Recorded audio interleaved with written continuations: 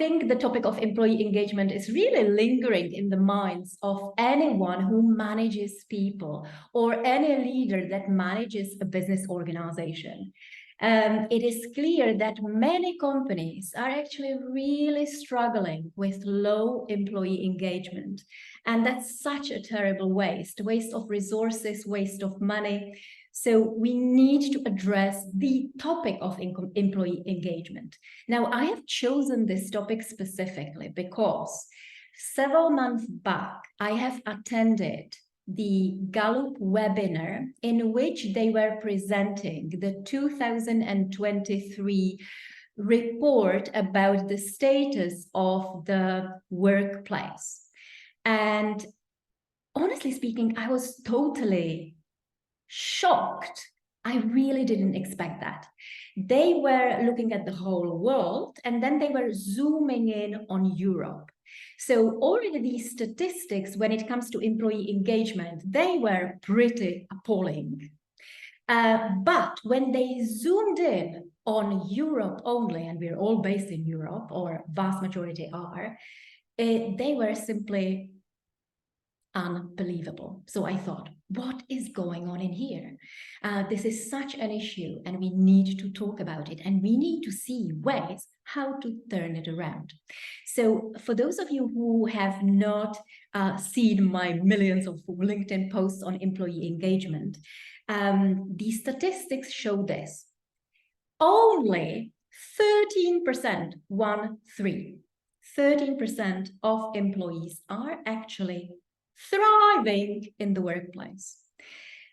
72% of employees are quiet quitting. I will tell you in a minute what it is. And 15% are actively disengaged. Now, to me, my friends, that is a total disaster. Obviously, there will be differences, country per country, culture per culture, company per company. There may even be differences within a company for the different business units. Nevertheless, the statistics are very alarming. Now, to give you an analogy, because that kind of brings always these statistics closer. If you have a team of 10 people, then statistically only one person of the 10 likes what they do, and they're involved and they're engaged in their work.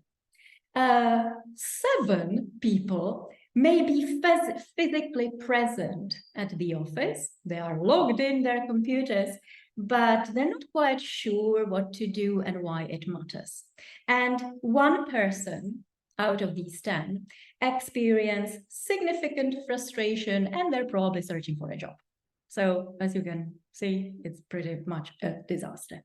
So the purpose of this talk, and I have some wonderful speakers here with me, is to talk about what is happening, why is it happening, are there culprits anywhere or not, and what is it we can do to turn things around. Yeah, super important.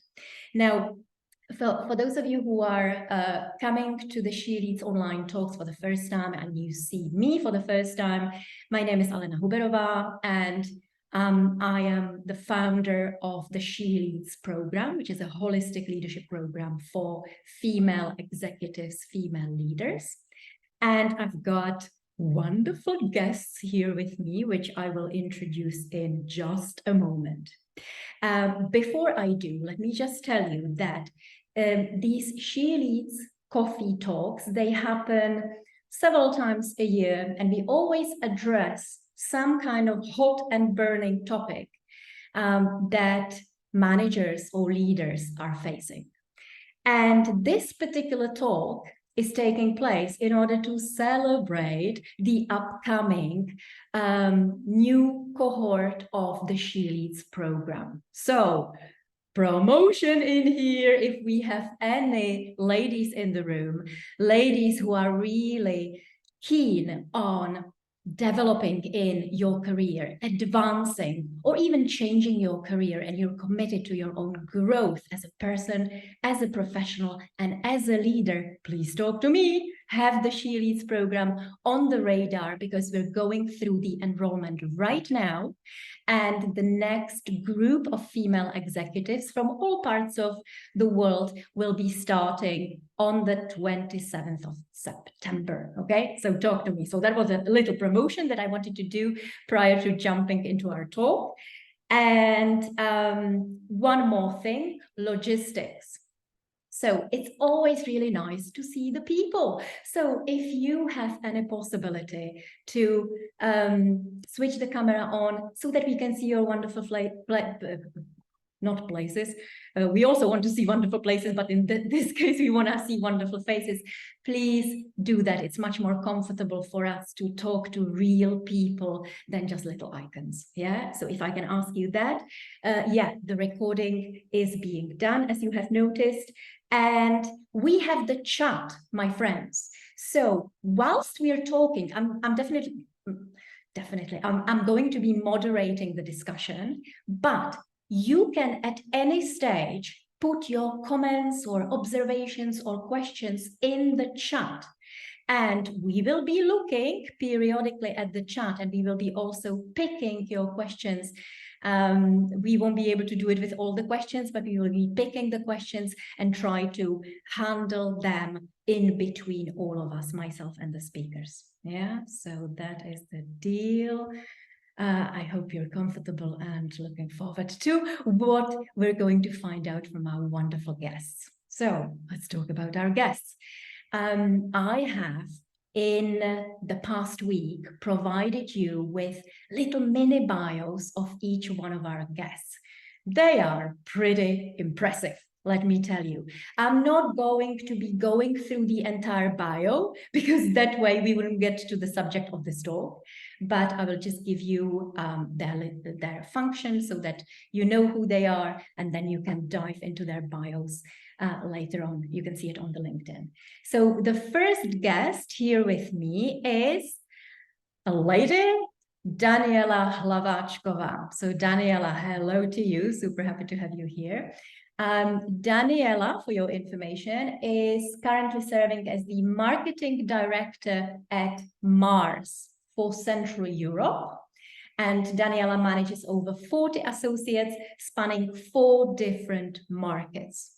And she's been, Daniela, correct me if I'm wrong, but she's been with Mars for the past 17 years, 17. So she is probably one of the examples of employees who are highly engaged, because she is still there and still doing her best work.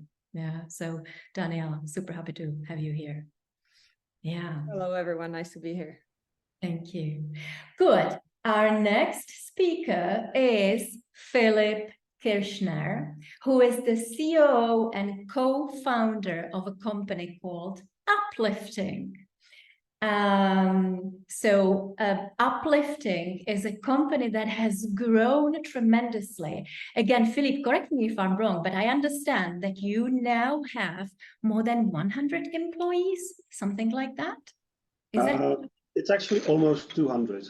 Oh my God. Okay, I got it completely wrong. So, and you have grown tremendously, and you have created this pretty impressive workplace culture. So I invited Philip because I was so intrigued to find out how he did that. By the way, Philip, you it's Uplifting is still considered somewhat a late startup, right? When was the company established? How many years you've got in the market? It's already 10 years, so it was 2014, and yeah, we still got the startup spirit that we started with. So yes, I would say I consider ourselves to be a startup. Okay, all right. So we're going to, for those of us with corporate background, we're going to get a different twist. And this is exactly what I wanted, because I think that we can learn so much from the smaller companies about employee engagement. So Philip, super happy to have you here. And we've got our third speaker, Almar Hilmarsson. Don't kill me, Almar, if I'm mispronouncing your name. Sorry. So Almar is a seasoned CEO from Iceland who has assumed the roles of the wingman, mentor, and business consultant nowadays. Yeah. And again, another speaker with a super interesting and impressive bio, 25-year tenure as a CEO in diverse sectors, including credit risk management, retail, IT, aviation, etc., etc. So again, we've got someone who's been the head of companies for a very long time, and who has got a whole range of different experiences, right? So super happy to see you here, Almar. If you want to just correct me on anything I said wrong or add No, something. the R in my name, you could make it a little bit longer, but otherwise it's great. Okay, yeah, I just never learn. I am absolutely dreadful in Oh, you got it right. Okay, good. So these are our speakers. And yes, one thing, we were, our fourth speaker was Laura from the United States, from one of the companies of AB InBev. And unfortunately, due to completely unforeseen circumstances, Laura couldn't be here with us today. So she's sending her biggest regards and terrible sorries. She just can't make it. So you just have to deal with the four of us, myself and my three guests, but I'm sure that you will not be disappointed, because I think between all of us, we have quite a wealth of experience, and we have this wish and passion to share it all with you. And honestly, guys, I want this talk to be very interactive. Don't be afraid to just put your comments or reactions into the chat, and we will really do our best to react to them. Yeah, this talk is for you. That's why we're here. All right, so my dear guests, I've got a first question for you. All right, let me get my list, because I've got about 150. All right, so before I ask you about what is it you do nowadays as a strategy to get your employees engaged, I want to ask about your past experiences. Has any one of you had any experience in the past, negative experience in the past, in which maybe you were yourself part of a team in a culture that was completely disengaged, and you just had the chance to observe what was happening and what was going on? Or maybe in your past, maybe as a starting leader, you had a negative experience with your own team. Maybe as someone who was new to leadership, you didn't quite know what to do, and you had some problems with your employees. They were not as motivated, not as enthusiastic and involved in their work as you would like them to. Yeah. So do you have any past experience in which you either failed in your leadership, or you have been part of a team that was not very engaged, and you were observing what was going on, and that experience somehow shaped the way you are as a leader today? That experience somehow gave you an important learning when it comes to employee engagement. So who can we start?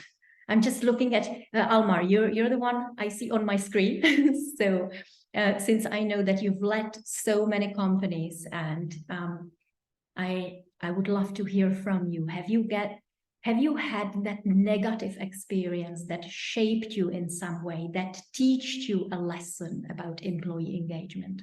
What happened there? Yeah, I think actually quite often I had that experience, and for me, to get people engaged is not like a thing you can kind of take off the list. It's an ongoing process, and I think the first mistake that I did as a leader, I started quite young. I was 25 when I had 70 people working for me as a CEO, and it was my arrogance or my how do you say, I assumed about people that they wanted all the same things as me and that they had the same ambition and the same drive as I had, because of course I had a lot of drive, I had a lot of stuff to prove. I had to prove that this kid in a t-shirt could also do stuff, you know, and so I think that was something that I definitely made us an error in, not just in my first job, but in a few of my first jobs, that I assumed somehow that people wanted results, they wanted success in the same way as I did, and that then I realized that they were there maybe for different motivations, and most of them would probably stay with the company longer than I did. So I always saw my jobs as a temporary thing, 2, 3, 4 years maximum in one place, and then I would go on to something new. But those people were thinking, okay, I'm maybe going to be here for 10 years. So already the expectations that I had versus what they had were different. They were not aligned. So that created a lot of friction that, luckily, I started realizing that I had to try to figure out what makes them tick, what gives their job a purpose, what gives them satisfaction that they take home with them, and it's not just the salary, etc., etc. And I also think that I wasn't very good at sharing information. I kept information very close to myself. I tended to discuss and share how the company was doing, what the company wanted to do. I tended to keep that very close to myself. I think that was partly because I was raised in a culture like that, my jobs that were previous to taking over myself. So I kind of thought that yeah, that's the way to do it. But then I realized that actually the more I would share with people, and also of the bad stuff and the stuff that had to be changed or the stuff that wasn't working, the more I could get them to work with me, and I could actually tap into their brain to get from them, okay, so how should we do it? It's not working like this. What do you suggest? And I mean, this is in very few words, a very long journey to get there. You know, it's not like I started on a Monday and on Friday I had it figured out. I mean, there was a lot of painful moments and a lot of self-doubt and so on. But I think, yeah, I kind of grew into being more open, honest, and empathic, I think, to try to understand actually what is it that makes them wanting to come here and makes them feeling good here. And listening to your intro when you were talking about those statistics from Gallup, I think that it's not just because managers and owners and business owners are doing a bad job. I think the world has just changed also. Like the people who now have jobs in companies, they want different things. You know, the days of graduating from university, securing a position and spending 40 years in one job and then getting the Rolex when you leave, those days are a little bit over. So obviously the companies and the communication strategy and the strategy to engage with the people has to change accordingly. And I think we are where we are with this because the company have maybe not really kind of followed the change that has happened in society somehow. And and that for me that's a big issue because, and I can't say, I mean, I've had, as you mentioned, I've had a lot of different jobs in different industries for different people in multiple countries. Here in the Czech Republic, the expectations to me as a manager were completely different than in Denmark where I was working before, and then different than from in Iceland where I come from. So it's not something that you can just kind of, yeah, as I said in the beginning, it's not something you do once and you do it right and it works all the time everywhere. It's a very dynamic thing somehow. And my mistakes were, yeah, primarily based on my own arrogance and not being empathic enough and trying to keep information close to myself. Mm-hmm.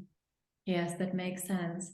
And when I'm listening to you, Almar, I'm wondering what led to your realization that you will need to change this?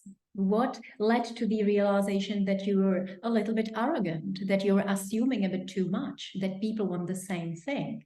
What led to the realization that you will need to be more sharing so that people have the opportunity to share their own views. You have the opportunity to listen, etc. So what led to that realization? You know, they say that when you point, if you point all your fingers at someone and they are always the problem, then you're most likely the problem yourself. And I felt that I knew that if I take, for example, this first company that was a turnaround project, I knew that my ideas were not bad. I knew that what I was thinking about doing in the company made sense and it was logical. And even if that was the case, and I was quite confident in my own beliefs, I was still met with a lot of resistance. So I thought, okay, so I know these people are not stupid. I know that they will see it in the same way, but I'm obviously selling it to them in the wrong way. I'm explaining it in the wrong way, or I'm not allowing them to feel that they're part of it. So it was more that I felt that I was kind of banging my head to the same stone and expecting the same results, but I always came out with a bleeding head. And I was also lucky in the sense that there were some older people working with me that had been around for a long time. And in the beginning, I thought they were idiots because they were just drinking coffee and talking to people. And I didn't see a purpose in doing that. But then I actually realized that that's how they connected, you know. So I started listening a little bit more to the elders and I realized that, yeah, I mean, why would it not work in a company like it worked? Because everywhere else that I'd been previously in school and when I worked in pizzerias, when I was working in bars and cafes and stuff like that, when I was young, I was always very talkative and I was always very open. And I was always very human. But then all of a sudden I had this job and there was this star on my shoulder that now I need to be this asshole. And but I didn't. And so it was I kind of reconnected with the guidance of the elders. I kind of reconnected to the roots of who I was, which is the person that talks and the person that doesn't care if you're a janitor or a CEO. I like people and I like talking, as you can hear. And so, yeah, I think when I realized, okay, shit, this stuff isn't working. I have the right ideas, I have the right goals, I have the right methods apart from the communication.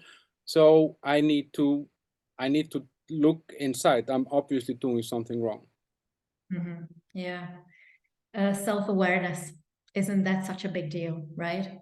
Because exactly as you said, I totally resonate with that. There is this famous quote, who said it? Henry Ford, no?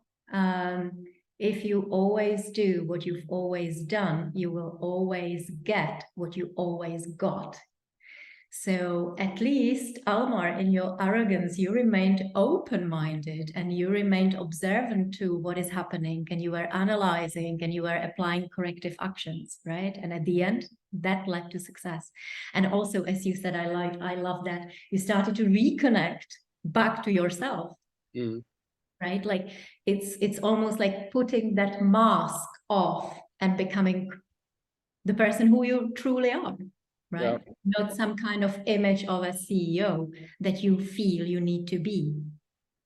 Yeah. Yeah, and that's something that, you know, like I think managers, no one tells us this, you know, like I just got the keys to the office and I got a car and then I showed up and I thought, wow, okay, now how do I know CEOs? Yeah, I know them from the movies. And what do they do? Yeah, they scream and they're arrogant. And so I thought, okay, let's try that. And it just didn't work, you know?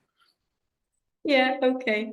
Modeling the wrong people. Yeah, definitely. Thank you so much, Almar, for sharing. Daniela, do you also have something from the past that you have experienced yourself as a leader or yourself being as part of a totally disengaged team? Yeah, of course. And I can relate to what Almar was saying regarding it's a journey, you know, you learn along the way. And it's not kind of failures, it's more kind of learning, which you get through the different experiences. And I have many examples of when I led disengaged team or when engaged team turned into disengaged because of some change. And actually it completely links with the basics, with Almar mentioned as well, which is the expectations And actually, often me as a leader, I was expecting, oh my God, I love this company. You know, how come you don't love it as well? You know, I live and breathe it. So it's difficult for me to understand, why are you not doing it exactly in the same way? So I think that was kind of eye-opening for me a few years back, you know, when I've realized actually it doesn't mean that people feel and see, you know, the company in the same way as you do. And I can't expect them to be behaving in the same way as I. So it all started with actually having super honest conversations regarding my expectations. But it's not only kind of the expectations of what needs to be done, you know, results, objectives, but it's more about how it needs to be done. You know, what behaviors do I expect? How do we believe that we should collaborate? What's our ways of working? And those seems to be kind of super basic things, which at the end, you find out that the reasons many people in my experiences have been disengaged because they just didn't know how to operate together. They didn't know what is expected of them. And actually, in Mars being corporate, you know, for actually it's a business where the associate engagement is taken very seriously, I would say. And we use Gallup, you know, as a measurement. Actually, we've used to use it. Now we have a new Quadralix or whatever the name is, just because it's an online better platform. But anyway, I mean, every year we do globally a survey with our associates to actually understand the level of engagement. And the first question, which you always get there, which is completely at the kind of basic needs, and do I know what is expected of me? And then you score, you know, from 1 to 5. And actually, if you don't get this one right, everything else, you know, probably will not work as well. So I think kind of the learnings for me along the way was very similar. Or don't assume that what you feel, you know, why you are here, that's the reason why the others are here. Don't assume they read the culture in the same way as you do. And I think, you know, what I've learned along the way also is don't compromise a little bit. So actually, if people, it's at the end, you know, it's a responsibility for everyone. If they want to be engaged, they will be. If they don't want to be, they will not be. So I think our roles as a manager, it's not only on our shoulders. Then we need to be the ones driving the engagement and always be there. I think it lies across the team, and everyone plays a role in being engaged, either themselves or how do they engage their peers, their team, and so on. So I think, you know, when I started as a manager, I took a lot of responsibility on me, that it needs to be me who's going to be driving it, owning it, having the right conversations. And only throughout the years, I realized that everyone needs to be on board. And if they don't want to be on board, I mean, there's as much as you can do for it. Yeah. So you can't change people completely. You can show them the way, you can set the atmosphere, you can share your expectations, you know, you can set the whole principles, but at the end, there needs to be will to kind of drive it. So I think those were kind of the key learnings along the way, together with authentic leadership, which obviously plays a great role in the engagement piece. Absolutely. And when you talk about everyone's individual responsibility to be engaged or to have the willingness to get involved in their work better, how do you also do that through that conversation, through that honest conversation with each of the team member as to what they want, what drives them? I'll share here a specific example to make it a little bit clear, because, you know, you also ask, you know, guys, make sure, you know, you give something concrete. So actually I had a few years ago quite a disengaged but already senior team. Yeah, so I was managing managers, and it was quite, I would say, toxic atmosphere in the team. We had some new people, you know, who entered the business. The setup was new, and basically at the end, you know, I realized that it comes from lack of trust, yeah, which we all know is also kind of the basics of how do you set up an engagement and functional team. But my approach, and, you know, a lot of them were looking at me saying, Daniela, solve it. We had an issue. We all see it. There's an issue. Solve it. And I said, okay, guys, you know, you are senior leaders. It is your responsibility actually to make sure that we all work effectively together. So you go together and you have the discussion together, not me. You know, I'm not the policeman who's going to be telling you you're behaving wrong, you're saying this wrong, you're doing this wrong. I want you to have the discussion and align of what's the ways of working, what's the expectations, what you guys want to do differently between you as a team. And if you can't align, then obviously I'm going to step in and I'm going to be there to help you and support you. But if you don't want to do that, if you just want to throw the burden at me, then why do you want to be the member of this team or not? So I think there needs to be a little bit of this joint effort of driving the right conversations. And the manager's role, in my eyes, is to give the space and the right atmosphere and set an example and share the values, kind of set the basics. But then all the others needs to be involved. Otherwise, I mean, they just hope everyone else will solve it for them. Yeah, absolutely. Yeah, it's like an orchestra, right? I mean, we definitely need to have the, how do you call the person doing the conductor, but then each and every individual member of the orchestra, they have a super important part in that play, right? Without them, the performance is going to be affected. So I like what you say.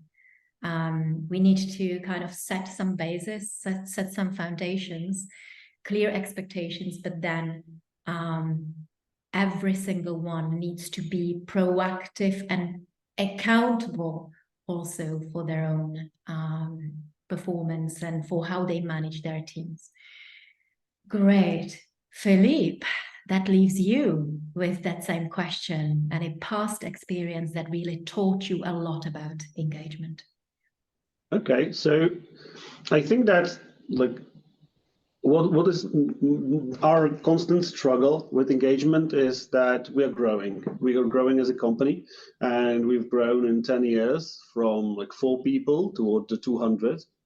And that's kind of difficult thing to do because we want to keep our culture, which is based on like some common values and friendship and honesty and transparency.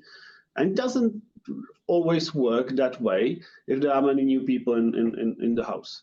So I think that like the largest struggle we had was when we were around 100 people. And when we scaled to 100 people, that was kind of hard to do because the few people who were the founding fathers of uplifting didn't really weren't able to like shine to the darkest corners of uplifting and to like the transfer to everyone the culture we had.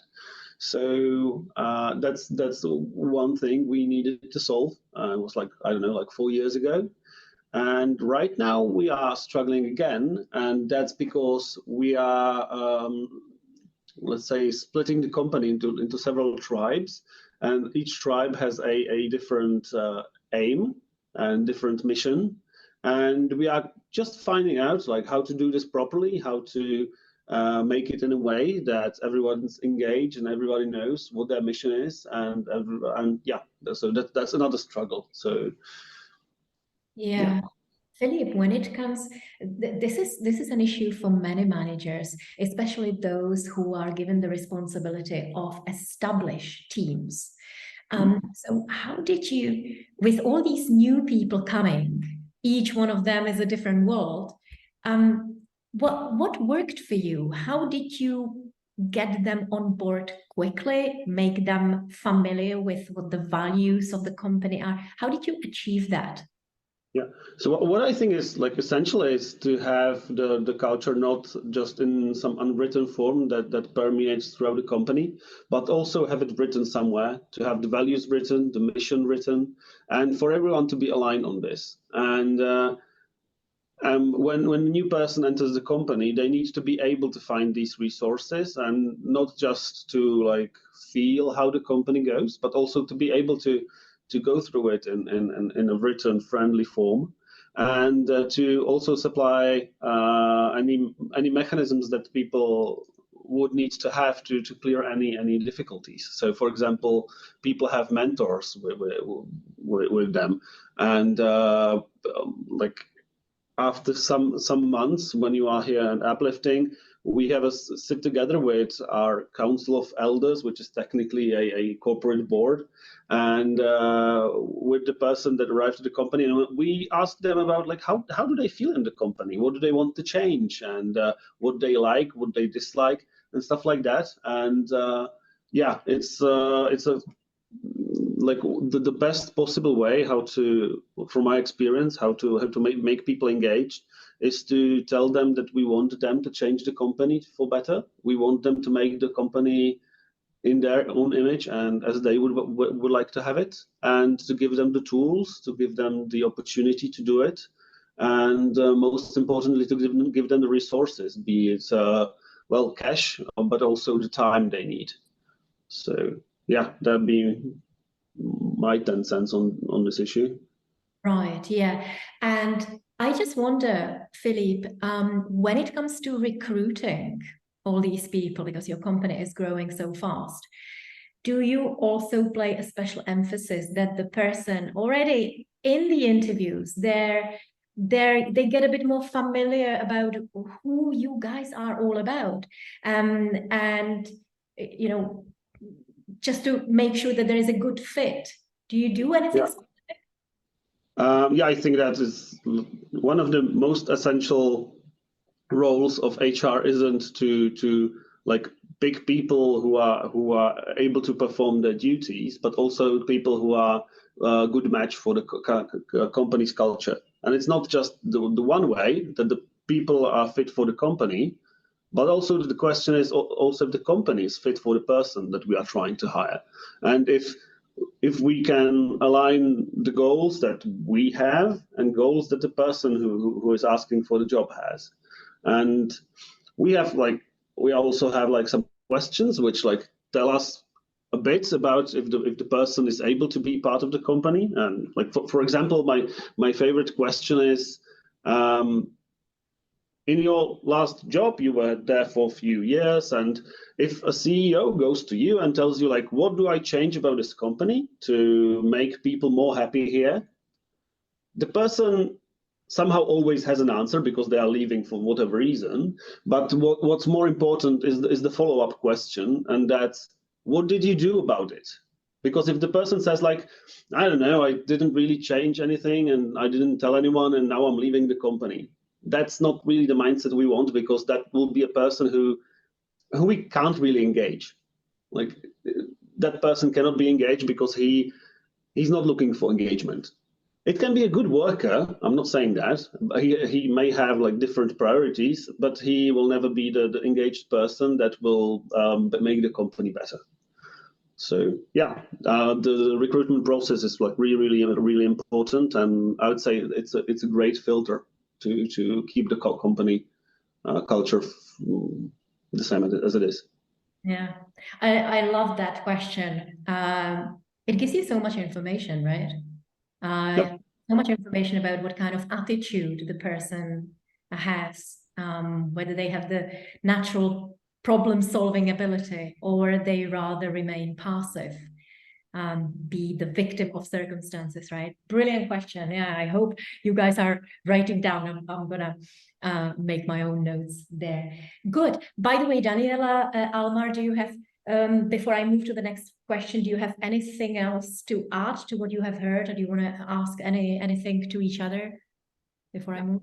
I got to the topic, but I think the interesting point there Philippe is mentioning is around kind of newcomers, and how do you engage them? Because it's a little bit easier when you are already in the business and you're moving teams and you know what the culture is about and kind of the people, so which direction to go. If you are bringing new people in, you need to have a little bit different approach. And we all have the experience of COVID and this whole digital world now. So how do we actually do that in this new world with newcomers? How do you engage them across different markets, across different time zones, whatever? I think, but we're gonna get to this topic sooner or later, I guess, Alena, right? Yes, absolutely. But why don't we just talk about it right now? Philippe, I don't know whether all of your co-workers are physically located in the same country, or you work with people across? We work also with people from different countries, but it's I don't know, let's say 15% or maybe even less. But what the rule in uplifting is that you can work anytime you want and from anywhere you want. And it's not necessary for you to be in the office. It's only up to you to create for you the let's say, the working environment you want and the working rules you want, while keeping the promises you make to your team. So yeah, and how we try to engage people who are not on site and who are not in the office.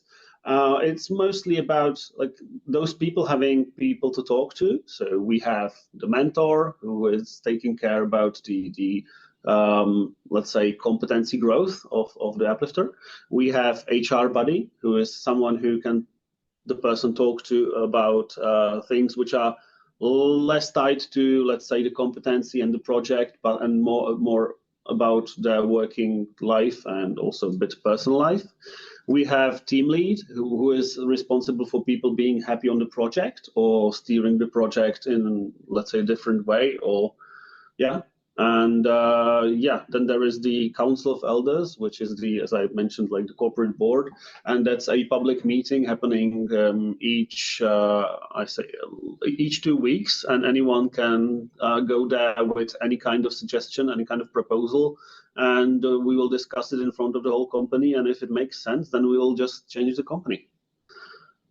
So, and these things work online as well. So yeah, I'd say these are the main mechanisms we use. I see. And they're like periodic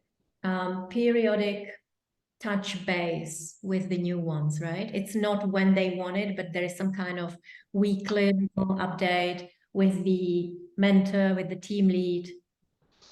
Oh, it depends.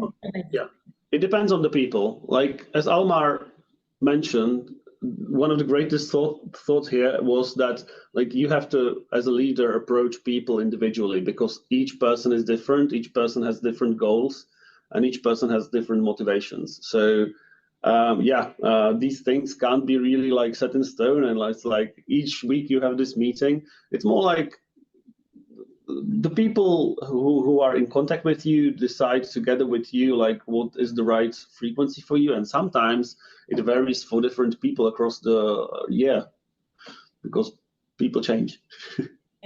Yeah. Thanks, Philippe. Daniela, because you're also managing a lot of people across sites, how do you go about it? It's a harder work. You know, it's not as easy when you have people in the office and you connect with them. And I think we've learned that the face or personal connection is, you can't miss that. Yeah, it's the key. You need to kind of try to have that connection ideally. But if it's not possible, and in many cases it's not possible that often, I think what I've learned is how to make sure that people are feeling involved, you know, that they are feeling included in the team, and not that they are, you know, somewhere on the edge. And corporate world is not as agile as I hear, you know, from Philip. And here we are kind of setting a little bit, we agree with the team, you know, what works for them, but we set a little bit kind of regular rhythms for us, which works. And it goes with a very small things, you know, whether it's 30 minutes call every morning on Monday, only every Monday, to check in, you know, how are you? How was your weekend? What are your priorities for the week? Those kind of small things are very much helping to kind of feel included and feel a part of the team, even though that after, you know, we hang up, they all kind of go and live in different markets with a different people. So I think that's one thing, you know, trying to be super intentional about how do we keep connected regularly, that we feel included. And then also we are, you know, even though I'm managing marketing function, we have obviously many different functions around the business, which are also in the local markets. So we want to make sure that those people in Hungary, let's say, that they are connected physically there in the office, even though they have very different reporting clients. Yeah, someone reports to marketing, someone to finance. So we are intentionally creating events for them where they can informally connect, whether it's, you know, dinner, coffee, breaks, whatever, cake, birthday celebration, and just to make sure that you create kind of this link. So I think it required from my side a little bit more thinking and preparation and more intentionality about how do I make sure that people are kind of connected to the team and understanding what are the team priorities, understanding what are our values, what are our ways of working. but it helps. Yeah, it's not impossible. You can be engaged and not see each other for 3 years. Where I found it most difficult was with the newcomers, and that's what I was mentioning. You know, how do you actually in the online world embed the culture, embed the values which you want? Obviously, you know, you have mantras, you have it written. We are principle-based company. We have principles everywhere. We do have buddies as well, you know, to make sure that you navigate. But it just the intentionality, I think, needs to be there much more than you would naturally do, and think about how can you bring the people on board quicker, and what tools you use for that may differ. Yeah. Thank you, Daniela. Almar, do you have anything to add to that remote challenge? Yeah, I mean, like in my last real job, I had teams in Africa, I had teams in Ukraine, I had teams in the Baltics and in the Caribbean, and those were people that, you know, you would manage to meet maybe once a year physically, and it was challenging because and I think that's kind of what Daniela was saying, is that newcomers that kind of came in after this remote working started, that it's harder to get them on board than the ones that have kind of been somewhere together for some time, because that builds some connection. And I felt this, that, you know, like by managing teams and managing people that were not physically around me, I missed a lot of those kind of body language cues and these kind of things that happen. And a lot of my best friends are former colleagues, you know, like, and now, like, if I go back my whole career, and I would doubt that in today's kind of digital, distant, remote working environment, I would be able to create those connections to people. And I miss that a little bit. I'm a little bit concerned about this. I mean, obviously that this varies a lot across industries. I mean, there are definitely industries where both the profile of the employee and the task that they're working with is actually maybe even better if they just get peace of mind to work on their own. But I felt that I was challenged by this distance, and I remember, for example, with our Lithuanian team, it took me like 3 years, and it finally happened when we got drunk in a karaoke club and sang Alla Pugacheva, Million Roses, like for 3 hours nonstop. Then we became friends. That I could never do online. You know, I can share the YouTube video of Alla Pugacheva to that person, but she's gonna think that I'm weird. But going there to that karaoke club and getting wasted and singing this song, it just created a bond that went beyond anything else that I could do with written instructions, policies, protocol, whatever.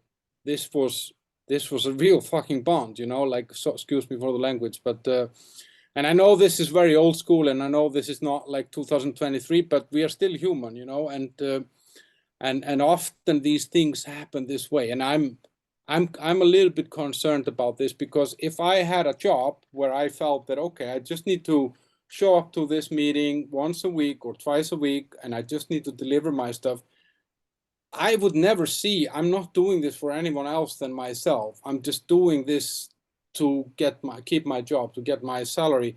I'm not doing it for Alena, who sits next to me and her bonus depends on me delivering. You know what I mean? I wouldn't have that connection to Alena that I would have if I sit next to her. So, but this is definitely something that just needs to be kind of nurtured and solved. And I'm not saying it's impossible, but I think this change is just happening very rapidly.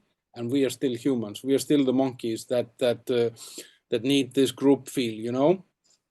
That's my 2 cents on this. Yeah, I totally agree. And in fact, I read it either in the Gallup report or McKinsey report that people, in order to be engaged, place a tremendous value on that people connection that you guys are talking about. And this is such a powerful reminder, because I work with in my program, I have only women, yeah, female leaders, female managers. And I see that all of them are extremely ambitious and they're extremely busy. And sometimes they do not place enough emphasis on that human connection. They concentrate on the performance, their own performance and the performance of the team, but they neglect a little bit that human engagement. And I think that is so important. I think it's easier for extroverts to do, because by nature they place a lot of emphasis on just interacting with others. This may be a little bit harder for people who are more introvert, right? But the human connection is so important. And so we really need to make it a point. It can be complex, it can be difficult, but we also need to have fun at work, right? And get to know the people that we're working with and enjoy our time together. I was just recently, I recently met a very senior person at, I think it was Škoda, which is based here in the Czech Republic. And the way she described she was running her team, it was all based on that human connection, getting to know, spending a lot of time on getting to know each and every individual, putting a lot of emphasis on common little social things to do. Sometimes she buys a bunch of donuts and carries them to the office, and everyone has got a coffee together, little chat. Of course, that would not be quite possible with the people that are remote, unless we do a little remote online breakfast. Why not? But yeah, the human connection is so often missing from so many workplaces and work environments, don't you find? And that contributes to a lot of stress. When people just work and there is nothing else than work, and the fun part and the human connection part is not there, it's easy to get overwhelmed and overburdened and stressed and burnout, right? There is actually a direct correlation between not having enough of that people focus, and a lot of stress, and then burnout. There's a direct correlation if we study the reports. Yeah, I'm so happy that you're talking about that. Good. Well, so we talked about some of your past experiences that taught you a lesson and taught you about how to approach employee engagement nowadays. So let's dive into more strategies, guys. What is it you do today in order to see your people engaged? Like, what else, apart from what's being said, do you do specifically to get your people involved and enthusiastic about their work? So we were talking about these conversations. Yeah, conversations in order to set expectations, listen to each other. For us leaders to listen what the people want, what drives them, what motivates them, where they see themselves next, right? So we need to make sure that these conversations happen. What else were we talking about? The human touch, the social bit, which is so important. We were talking about yet never assuming that people will or people are in the company for the same reasons we are in the company. So come, whoever wants, Daniela, Philippe, Almar, just what do you do specifically nowadays to drive that employee engagement? We manage, I think, Daniela, you manage that. You use Gallup. Well, nowadays you said that you're using a different tool in order to monitor employee engagement. So maybe I would love to hear about that. And most importantly, how is that, what is it you do with that information? How does that drive employee engagement? Do you want to tell us a little bit more? Yeah, I can definitely build on that. And apart from that, you know, there are many other different things which I'm trying to do. And especially from the human part, I love the fun elements. There are bits and pieces which we tend to do quite often with the team, which I'll mention as well. But I'll go to the measurements. So as I said, you know, we measure it every year, and it's super simple. You know, it's a questionnaire with few questions. It takes 5 minutes. Every associate globally does it. And it very much looks into how involved, how engaged, how energized are you actually at work, and how empowered do you feel at work. So there are kind of 4 areas. But it's not important at the end what's the score. It doesn't really matter whether you get 1, 2, 5. The important is that it's an ongoing discussion throughout the year. And I think we've mentioned that already at the beginning, that engagement is not, I've engaged the team, take down, let's move to something else. It's a continuous thing which you are doing constantly. And with these results, basically the main thing is that you review them with the team. You have an open conversation regarding, guys, what's your reflections of the results? Why are the results where they are? And what do we want to focus on as a team? So the main conversation is, what are the areas which the survey can help us? Yeah, but actually after discussion, you may come up with a different area. That's fine. The survey and the results just help you to open up the conversation with the team, to have some reflection as a team. But then you go and discuss which areas are the ones which we want to focus on. Is it that our priorities are not clear? Is it exactly that we are not spending enough time together physically? So do we need to make sure that we actually dedicate more time to traveling to the other markets and connecting with each other? Is it more about that we need to be connected to sales more, and we need to have clear ways of working between sales? Is it that our processes are a mess and we don't have the right tools, for example, to work? So there are many different areas which you can touch. But the thing is that you have the conversation, you share the ownership, as I've already mentioned, and you follow through on that. Yeah. So after we have the results, we have this discussion, we then agree on the actions, what specific actions we as a team want to take and can take. And then throughout the year, we actually go back to it. So I think, there's kind of this formal part, I would say, of the engagement, of being crystal clear of which are the areas we believe as a team want to focus on. But then I think it's kind of, what am I specifically doing, or the leaders, to kind of keep teams engaged?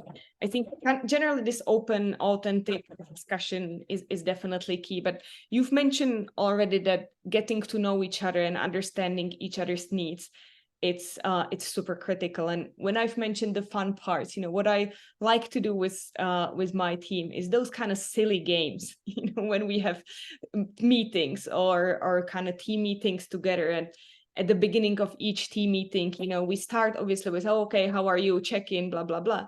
But we also put some kind of fun game into it. Silly thing, like, if you were an animal, what kind of animal would you be? Those typical icebreakers, which kind of helps you also to get to know the person a little bit more, because someone says, I'm an eagle because I want to see the world from a perspective. But yeah, so it helps you to open up and get to know people. So I think that's kind of the first step, to understand people, open up, and do it through this human, informal ways. Then we've already mentioned kind of, let's be clear of what is expected. So what do we expect from each other? What are our priorities? What are our ways of working? How do we want to collaborate? What are the processes? What are the tools we want to be using? But I think one important thing which we often many managers tend to forget, it's about celebrating success. So that's a kind of big piece which we are trying to embed quite regularly, into the discussion with the team. What are you proud of? What was the last months which we haven't had a team meeting? What's the last thing that was the thing you've been proud of? What are you happy about? We also link it a lot to recognizing each other. So at the end of each team meeting, I'm asking the team, so where's your recognition going this month? And we are recognizing each other for silly thing, for a thank you for bringing me for lunch, or some big things, thank you for doing the analysis, which was brilliant. And so kind of recognizing each other and celebrating. And actually lately, I would say half a year ago, I've started to do one more thing, which is linked more to the learning, and only not talking about what's the last success or something I'm proud of. I'm also asking, what is the failure, you want to share, and what's your learning coming out of it? And this is again kind of helping to set up the open and safe atmosphere in the team, building the trust to actually have the trust to share that, guys, I screwed up, I did something, and actually I learned this and I will not do it ever again. And it opens the conversation massively, and it helps building the trust within the team. So I think kind of this celebration, recognition, learning from the failures of each other are big parts, which I only recently actually and embedded into the regular work with my team. I think that is brilliant. And yeah, as you say, that creates that culture of even vulnerability, like sharing what has not gone as to expectations, learning from it, and really showing that it's okay to make mistakes for as long as we learn from them. Yeah. So if we encourage everyone to share not only their successes, but also their failures, it's a learning for everyone. Yeah, I like that. And also, everywhere in the reports, we see the importance for employee engagement to make sure that everyone feels heard, seen, respected, recognized. And this is a wonderful way to do that. And it's such an easy way to implement with the people who are physically in an office with us or remotely. So easy to implement, and it doesn't take so much more time, right? And yet it makes all the difference. Love it. Thank you, Daniela. Philippe, what are other funky things you do that seem to work very well in your company when it comes to engagement?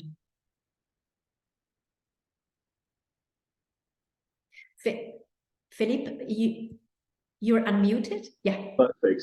Lovely.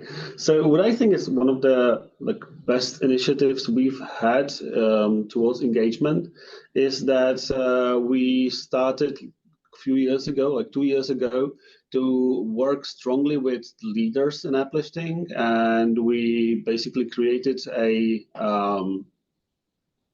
App Leader Academy, we call it, and it's a 2-day or 3-day long trip to somewhere out of Prague, where we sit together with a group of them and we discuss what it means to being a leader and how to be a good leader, and we show them some tools that we use to be good leaders, and then we tell them that we actually want them to be leaders, and we want them to lead people in uplifting. We want them to be helpful. We want them to be honest. We want them to get the personal connection you mentioned, and to try to find the motivations of the people in their team and to fulfill those motivations, because that's, I'd say, one of the utmost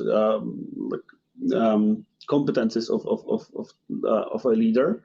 And yeah, I think this went quite well. And after these 3-day long trips, there's also a part where we give them some hard skill training, well, it's soft skill, but it's leadership soft skills, so it's basically hard skills for leader. And those we make with a psychologist who gives them some proper tools, not just from us who have some experience with leadership, but none whatsoever with psychology.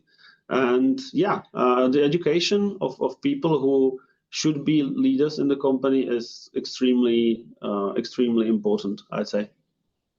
Yeah, Philippe, I'm so happy that you're reminding me of this fact, because what comes out very clearly from the Gallup report is that leaders or managers, they are not given enough tools and training and development opportunities to be good managers. They may be excellent individual contributors, but they do not have what it takes to manage other people. So this, what you do, is wonderful. I mean, 2 or 3 days to do that's a challenge. I do it in 6 months with my clients. We go through this whole leadership journey, and a huge part of the journey is that self-development. My own teacher always says, Alena, your success is proportional to your own growth as a person. And I don't know, guys, whether that resonates with you. It is so true for myself. I've been on this long journey of developing myself as a human being, and I can see it. I can see it that I am much more confident, much more competent, hopefully a better leader, hopefully a better guide for the wonderful women that I work with. So that journey, that development journey must never end, right? And we as leaders, if we manage other leaders, we need to give them the tools to actually become great leaders, because it doesn't come naturally. We need training, right? Yeah, great. Thank you. Almar, do you have stuff to add to that mix? Yeah, was one thing that I was thinking actually while we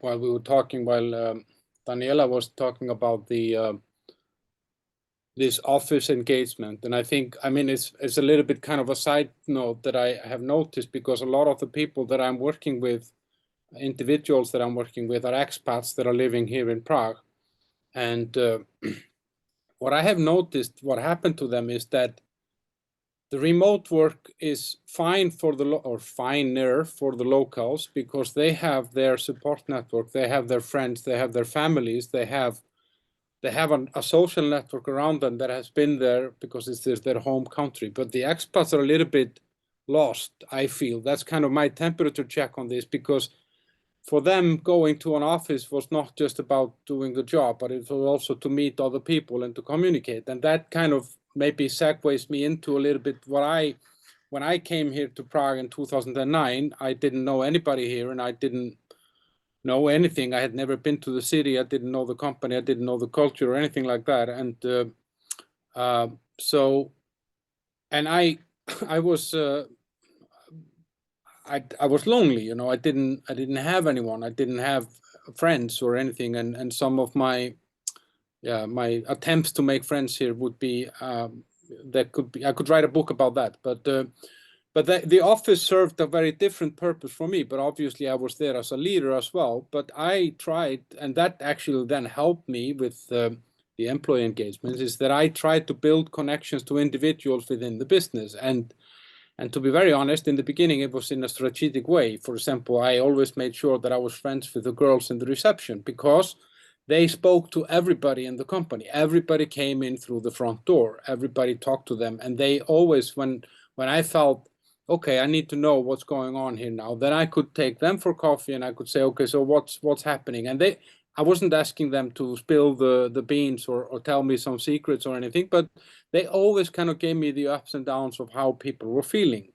And that was a very, very important tool. And then I made sure, because I was new and I was new to them, I needed to make sure that these people would somehow connect to me and accept me as into their group, because I was some guy from Iceland coming to Prague. What the fuck, you know? And so I always made sure that I would, every day I walked around the office and I said hello, and I, you know, tried to talk to people, and not necessarily about what they were doing, you know, just, did you see the match yesterday, or, you know, what did you do in the weekend, and all this informal stuff. But this way I kind of managed to build some sort of a connection into a culture that was not my own culture, a mentality that was different from what I was used to, but that kind of created then the foundation of being able to work with those people. And this was actually after they had kind of swallowed like 5 previous people that tried to come here and do some change, and because they hadn't somehow managed to build that connection. But I made that, and a lot of those people are still my friends, and I meet them because their office is here in Karlin, where I have my office. So, you know, and so I think I put a very kind of high value on this human connection, and that to know what's going on in the company, how people are feeling, and so on. And obviously, yes, then you need guidelines, you need those processes, you need those trainings, but if we can never ignore the human part somehow. Yeah, totally.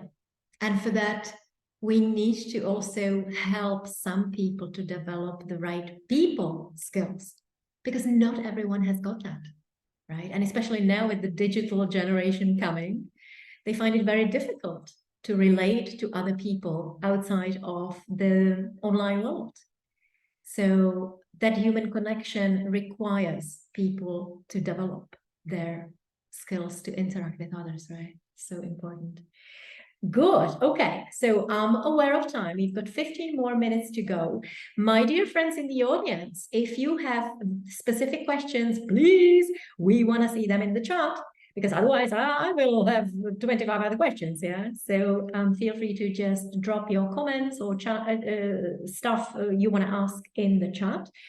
And now to approach the end of the talk. So there are certain things that we can do as leaders in our businesses in order to make people engaged.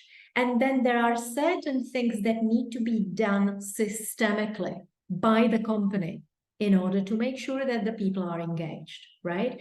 So when it comes to us managers, we already talked about so much stuff, starting with this human connection. You as a leader, you need to connect with everyone, get to know the people you're working with, what motivates them, what drives them. We need to have these regular conversations. We need to make sure that people are seen and heard and recognized. We need to just listen more, and also make sure that people know what the mission, what the vision of that unit or the company is, right? Because sometimes people work in silos and they have no bloody idea of how the work they do impacts anything else in the system. And that's a huge problem. So we as leaders need to be able to address that. What else did I forget? You know, just jump in. What else did I forget when it comes to what you as a leader can do when it comes to employee engagement? Because then I want to move to the systemic stuff, which is equally important. Anything else I forgot? And of course, I also want to emphasize that individual growth, which is the foundation of what I do with my work with people, that individual work. Who am I? Where are my strengths? What are my weaknesses? Should I work on them? What can I lean on? What are the stuff within myself that limit me? So that work that every leader needs to do on themselves, that inner work, which is the prerequisite for the outer work. So I call it self-leadership. So all these things are really important for us managers, us leaders to do in order to encourage or improve employee engagement. Tell me what else have I forgotten here, Philip? Well, what I would say is really important is to be honest and transparent, so the people can be sure that they can rely on you and that you are not doing something behind the back. And also, I'd say that it's important to see people as individuals, to work on their motivations and encourage them to ask questions, because that's something that, like most, I wouldn't say most, but some managers forgot encourage people to ask questions, and that's really important, because if you don't know what people don't know, there's no way how to let them know. Yeah, thank you for that reminder. Super important. We don't want to encourage compliance, right? We want people to ask questions to make sure they understand what is going on. We want people to express their own opinions, their own views on what is being done in the company, because I can also see in my work that there are certain company cultures that actually encourage and reward compliance. And when I talk about compliance, is employees just sitting there and, all right, we'll just get along with this. And anytime anyone dares to speak up, he or she is punished. So the communication aspect is so important. The honesty, transparency, and encouraging people to speak up no matter what they want to say. If it's gonna meet with resistance, rejection, or people need to feel freely to share their opinion. I think that's really, really important. Yeah. So see people as individuals, honesty, transparency, communication. Right. Thanks, Philippe, for that. If you have anything else when it comes to the individual manager, what they can do in order to drive employee engagement, just say it now. And otherwise, I would love to talk about the company. So what do you guys do or see your company doing that contributes to employee engagement? Because after all, I don't know how you think about this, yeah? Because again, I work with a lot of even senior leaders, and they sometimes work in very complex environments, and within their own business unit, they try to create this wonderful atmosphere, great engagement, but still the business unit find itself in the context of the company culture. So to what, we can only go as far as leaders in a big company, right? In order to drive employee engagement. It's like if we have a building, and in that building we create one beautiful room that is very warm and cozy, has got a lot of cushions for us to sit on, and it's nice and warm, and people feel really brilliant in it.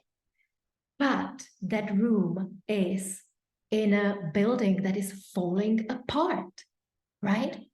So I believe that we can only go as far as leaders unless there are some systemic changes that are implemented in the company. So what guys would you say that companies absolutely need to do in order to drive employee engagement? Who wants to go first? I think for me, the company needs to realize that everything they do drives associate or employees engagement, so it's not that we will do this because it will drive engagement. It's the whole setup, it's the whole culture. And I think, Philip mentioned that it starts with the interview process. That's your first interaction which you have with the company. It's already creating a connection and sense whether you're going to like the culture or not. So I think just being aware that every single thing, from an office setup, from how leadership operates, from, I think, generally the culture itself, it's what drives the engagement. And yes, there are tons of things which we can do from an entertainment perspective, development perspective, regular connection.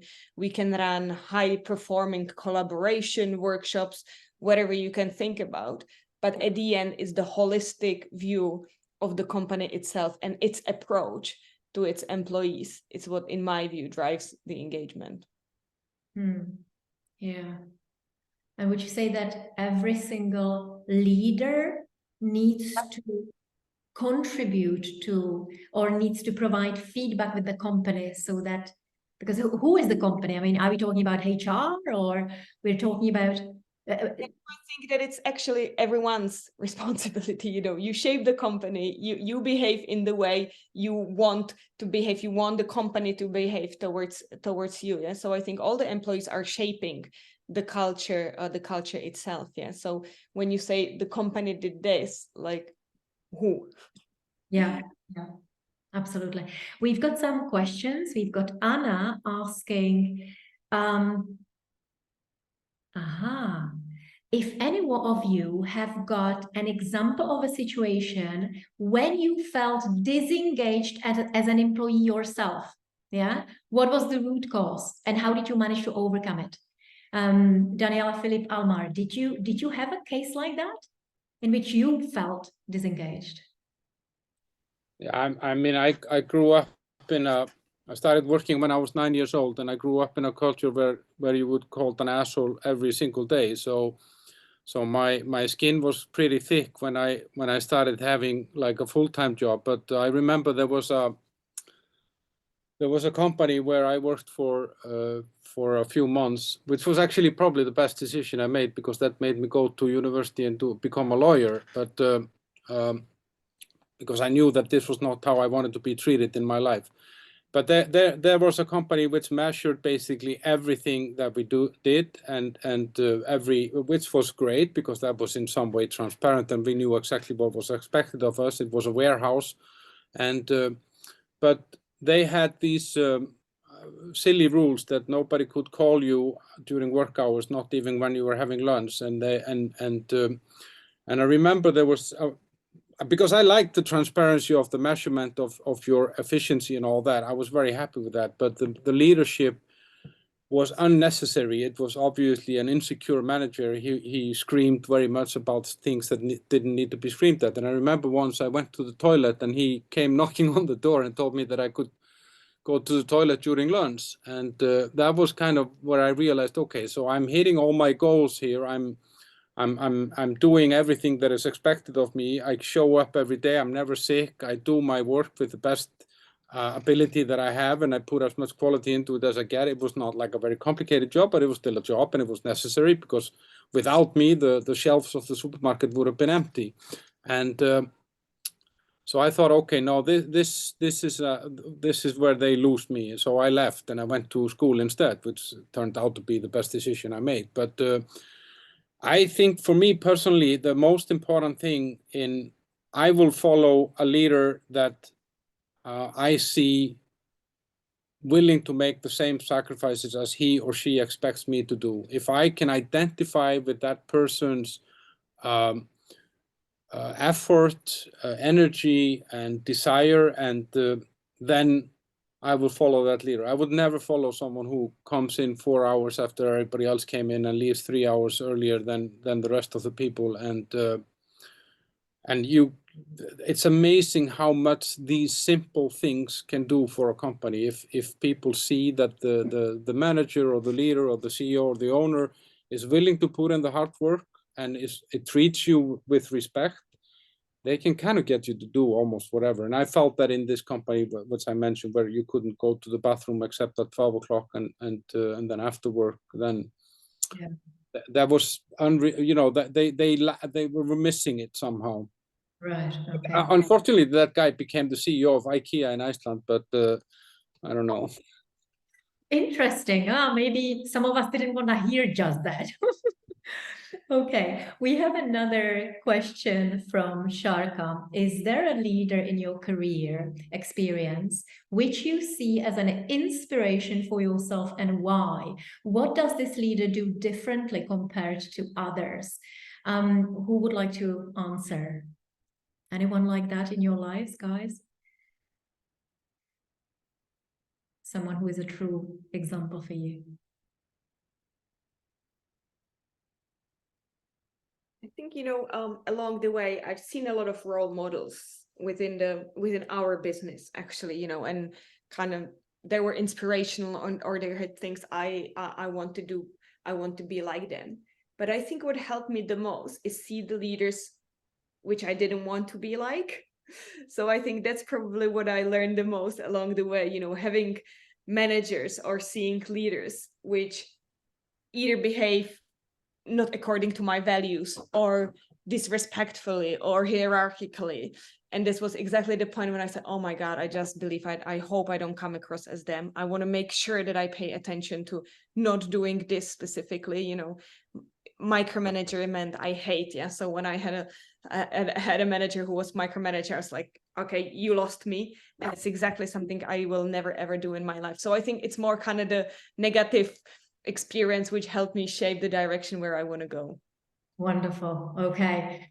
Thank you so much for sharing. My dear friends, it's 14:29 and I want to respect everyone's time. So I would just love Daniela, Philip, and Almar to say some kind of final reflection, something that will, something that you have learned yourself as the top tip or top not tip, technique, or top things to have in mind as a leader for employee engagement. So what would be that one advice, if you were to give one advice to our audience, something that they can do themselves immediately that could start changing things around? What would that be? What would that be? Philip, do you wanna just share with us that one advice? Oh yeah, certainly. I would say that the one of the best advices that we had here today is like people are not the same, and as Almar said, you have some goals, but people don't need to have the same goals as you. So keep in mind what motivates people in your team and what motivates people across your company, and then try to steer the company in a way, or the project in the way that fulfills these motivations. Yeah. Love it. Thank you so much, Philip. Almar, one advice. Yeah, I think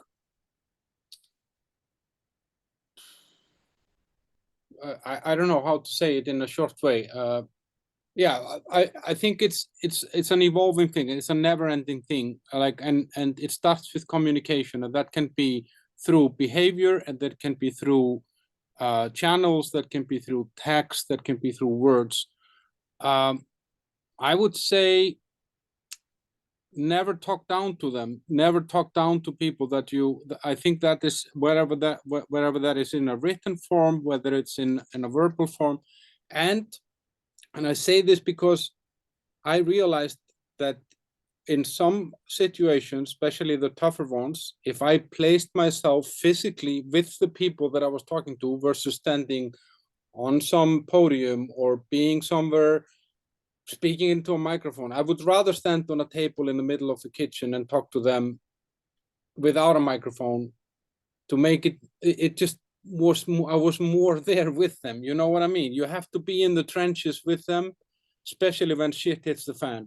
Then that's when they really need you. Nobody needs you when everything works fine. And so I would say, yeah, that's kind of maybe talking down is the wrong word. Level with people. Let's call it like that. Yes, being in the trenches with them. Yeah. Be one of them, rather than position yourself as I am the one who decides, right? No, I'm one of them. Yeah. Thanks, Almar. And Daniela? I'll just have probably a short sentence. I would probably say be intentional, have fun, and treat others how you want to be treated yourself. All right, be intentional, have fun. I resonate with that. We work far too hard, right? We need to have some fun. So guys, thank you so much for being here. The recording will be available if you missed parts of it. Ask us questions. You've got LinkedIn profiles of all our wonderful speakers, of myself and the ladies in the room, SHELeads. I hope that if you're really committed and you're really interested in that growth, in that leadership growth, if you want to dive into the psyche and grow as a person and a leader, talk to me about SHELeads. Yeah, who knows? Maybe you can be part of our next group. So thank you so much. And I will see you sometime during our next SHELeads Online Coffee Talks. And thank you so much, Daniela, Philip, and Almar for being here with us. Yes. Thanks for having me. Thank you. Thank you. Thank you, everyone.